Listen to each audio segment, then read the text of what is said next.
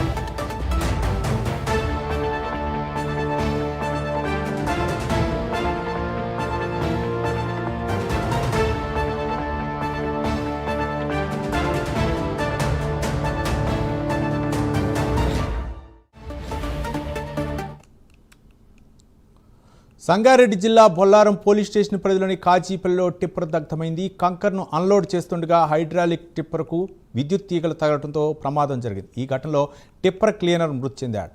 Tipper వాహనం అగ్నికి ఆహుతైంది. ఘటనా స్థలానికి ఐడీఏ బొల్లారం పోలీసులు చేరుకుని కేసు నమోదు చేసి దర్యాప్తు చేస్తున్నారు.